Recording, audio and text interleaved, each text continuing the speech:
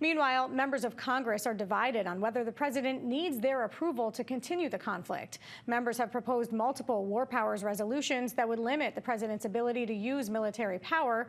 They're scheduled to vote on one bipartisan bill on Thursday. Our Washington, D.C. correspondent Ben Hulak joins us now to break it all down.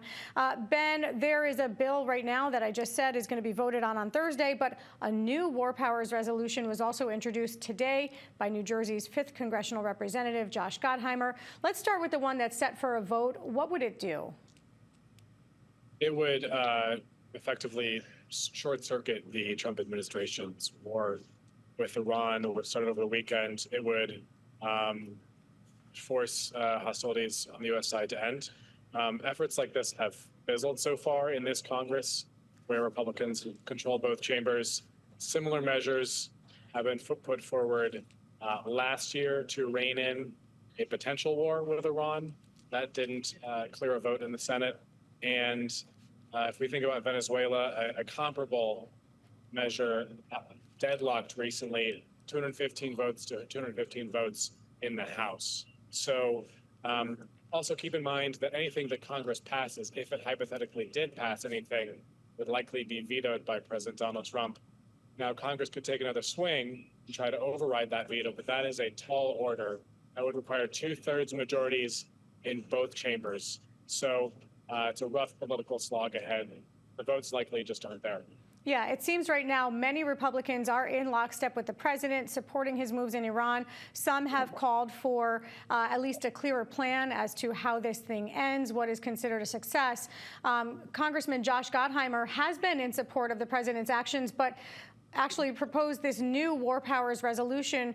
What can you tell us in terms of what he's calling for, together with several members of his Democratic Party? Well, his measure likely won't even receive a vote. The House floor is controlled by Mike Johnson, Republican, who on his own is whipping votes against the bipartisan House resolution that will likely get a vote on Thursday. So essentially, Mr. Gottheimer's resolution is a moot point. He is certainly the most hawkish on Israel of all the Democrats who represent New Jersey and Washington, and is also on the House Intelligence Committee, which means he gets to, he is privy to information that most members are not. I would just zoom out a little bit and say there are congressional briefings the Trump administration has organized for today, Tuesday, for all members of Congress. Now, not all members are here. There are votes. There's a midterm election happening in Texas. People are out of town, but a lot could shift, at least from what we know, on the Hill and beyond in the coming 24 hours or so before that vote. And we do know this bill would like to see a 30-day clock for any military action and regularly briefing Congress. Now, we do know that the president briefed the Gang of Eight right before he took this military action in Iran. But some members of Congress are calling for more and more regular briefings, even outside of the war powers resolutions. Yes? Basically, yes. Members are regularly briefed, depending on what committee you sit on. You may be briefed more than others, as I alluded to. Mr. Gottheimer sits on House Intel. They are privy to stuff that other members are not. Armed Services committees in both the Senate and House, similarly positioned, receive a little bit more information than other members. I spoke with Donald Norcross last week before the U.S. and Israel attacked Iran on Saturday, and then Iran and its proxies in the Middle East struck back. And Mr. Norcross essentially told me that briefings in his 12 years in Congress have been regular, steady. You know, the quality has largely been fairly steady. He doesn't get into a lot of the details when he talks to me about these things because they're classified. But in the past year or so, the quality and quantity of briefings have gone down sharply. He said absolutely when I asked him in both number and scope, effectively, have the briefings diminished? He said yes. Let me ask you this, Ben. Republicans have called Democrats hypocrites on this issue for criticizing the president. They say they didn't hear this outcry when President Obama took military action against 7 different countries. I'm going to list them: Afghanistan, Iraq, Syria, Libya, Yemen, Somalia, and Pakistan. Why is it that Democrats are so outspoken now against this president? it's easy to be on the sort of political defense, if you will, and criticize a president of the opposition party. This is historically land that Congress has ceded over myriad wars and decades. Congress has really given power and legal authority over to the executive branch to conduct military strikes, medium-term operations, long-term operations over generations.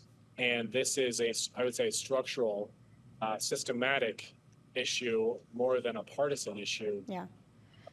We're going to just quickly switch gears in the short time that we have left because a federal judge ruled today out of the District of Columbia, District Court in D.C., suspending DHS's policy under Kristi Noem, Secretary Kristi Noem, that requires members of Congress to alert DHS 1 week before any oversight visit of a detention facility, immigration detention facility.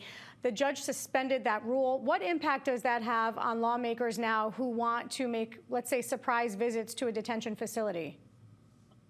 Right. The whole point of an inspection is that it's a surprise, right? So if you have to notify the person you're inspecting a week in advance, hey, I'm going to be there next Thursday, they're going to be ready, right? Presumably. So this actually could put some teeth back into congressional oversight of sites like Delaney Hall, the Elizabeth Detention Center, and in theory, if it is staffed and holding immigrant detainees, the Roxbury ICE detention site that the Trump administration is standing up right now.